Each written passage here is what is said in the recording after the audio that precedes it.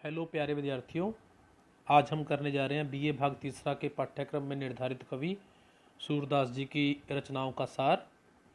आज हम उनकी केवल 2 रचनाओं के सार पर ही बात करेंगे जो कि उनकी प्रसिद्ध पुस्तक सुरसागर में संकलित हैं।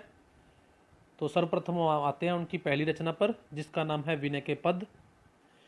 विनय शीर्षक पदों के अंतर्गत कविवर सूरदास ने भगवान श्री कृष्ण की अपार कृपा का वर्णन किया है। इन पदों में भक्त हृदय की समस्त ग्लानि, दीनता, पश्चाताप, निर्हिता, संसार से विरक्ति, आत्मविस्मृति और आत्मसमर्पण से ओतप्रोत हैं। ये जो पद हैं उनके, इन पदों में किसी प्रकार की दार्शनिकता नहीं है, बल्कि इनमें है भक्त का कातर तथा निश्चल हृदय, जो कि ईश्वर से जुड़ा हुआ है, कृष्ण रूपी ईश्वर से जुड़ा हुआ है। वह प्रभु सामर्थ्य हैं और भक्तों के लिए कुछ भी कर सकते हैं। अर्थात के श्री कृष्ण जो हैं वो सामर्थ्य हैं और वो भक्तों के लिए कुछ भी कर सकते हैं। उनकी कृपा से एक अपाहिज मतलब लंगड़ा व्यक्ति भी पर्वत पार कर जाता है, अंधे को सब कुछ नजर आने लगता है, बहरा सब सुनने लगता है और निर्धन व्यक्ति दिनों में ही राजा बन जाता है। इसलिए कभी बार बार उनके चरणों में जो है वह वंदना करते हैं, विनती करते हैं, अपना अनुरोध रखते हैं। कभी एक जगह पर जहाज की बात करते हुए, जहाज पे जो पक्षी है वो सागर में जहाज चल रहा है जैसे, और पक्षी वहाँ से उड़ के जाता है और वापस घूम फिर के वहीं जहाज पे ही आ जाता है। तो ऐसा एक उदाहरण प्रस्तुत करते हुए कहते हैं कि भगवान को छोड़कर उसके लिए कोई और अन्य आश्रय नहीं है। जो लोग श्री कृष्ण के महात्म्य को छोड़कर अन्य देवी देवताओं का ध्यान करते हैं, वे सब कवि की नज़र में मूर्ख हैं, क्योंकि उनके लिए श्री कृष्ण ही सर्वाधिक या सबसे जो पूजनीय है, सबसे जो सामर्थ्य है, वह प्रभु का रूप है। यही नहीं, वह कहते हैं कि ये एक तरह से वह बात हो गई कि व्यक्ति जो है वो गंगा को छोड़कर कुएं के खुदवाने लग जाए। ये एक ऐसा दृश्य है। अर्थात के श्री कृष्ण को छोड़कर अन्य देवी देवताओं से जुड़ जाना एक तरह से गंगा को छोड़कर कुएं के पास चले जाने जैसी बात है। जिस भ्रमर ने कमल रस चखा हो, उसे क्रील फल भला कैसे अच्छा लगेगा। कवि ऐसा स्थापित करने का प्रयास करते हैं। अस्तु हम कह सकते हैं कि सूरदास जो है वह प्रभु श्री कृष्ण रूपी कामधेनु गाय को छोड़कर अन्य देवी देवताओं रूपी बकरी का दूध नहीं धोना चाहते। अंतिम पंक्तियों में आकर कवि जो है वह अपने मन को समझाता हुआ कहता है कि हे मन, तू हरि से विमुख लोगों की संगति को छोड़ दे। ऐसे लोगों की संगति में दुर्बुद्धि उत्पन्न होती है। अर्थात के वो भजन में बाधा पैदा कर देते हैं और ईश्वर से उनको दूर ले जाते हैं।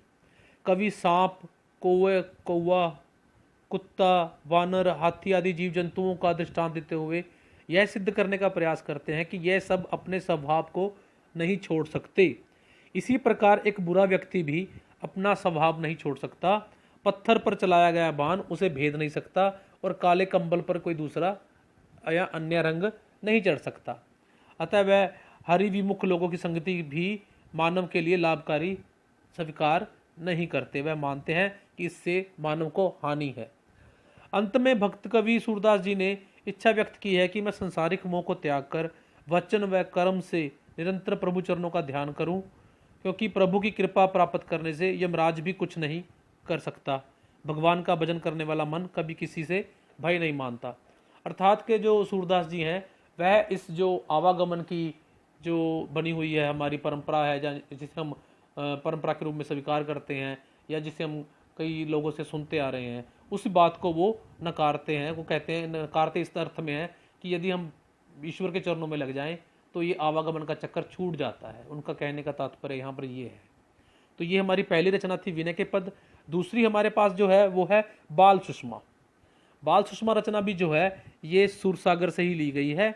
इसमें कवि ने जो श्री कृष्ण के बाल लीलाओं का वर्णन करते हैं उसके अंतर्गत उनका जो चित्रण किया है उसके ऊपर बात की गई है। यदि हम ध्यान से देखें तो यह एक बड़ी ही महत्वपूर्ण बात है कि सूरदास से पूर्व हिंदी के किसी भी अन्य कवि ने वात्सल्य रस का या वात्सल्य भाव का ऐसा वर्णन कभी किया नहीं है। इस क्षेत्र में यह पहली बार में इतना सुंदर वर्णन है कि इसके बाद और कवियों के लिए, इसके परवर्ती कवियों के लिए अन्य कुछ कहने को रहा ही नहीं है। उन्होंने मतलब कि सूरदास जी ने उन्होंने अपने बाल्य जीवन की साधारण से साधारण घटनाओं को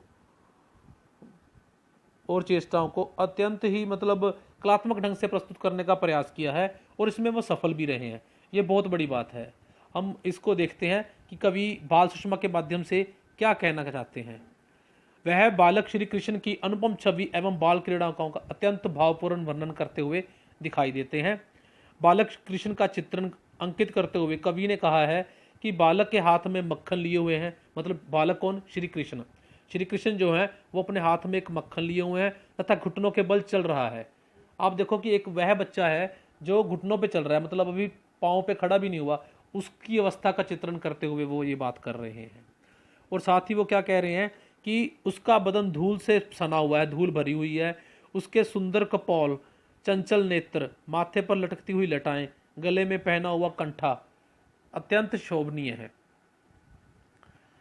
उसकी बाल छवि के समक्ष तो करोड़ों कामदेवों की छवि भी फीकी पड़ जाती है। ऐसे हैं श्री कृष्ण की जो छवि।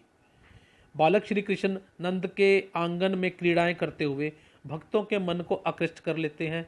नंद की पत्नी और स्वयं नंद अपने पुत्र को देखकर अपने किसी पुण्य कर्म का ही फल अनुभव करते हुए दिखाई देते हैं। वहां पर ये बात है ना।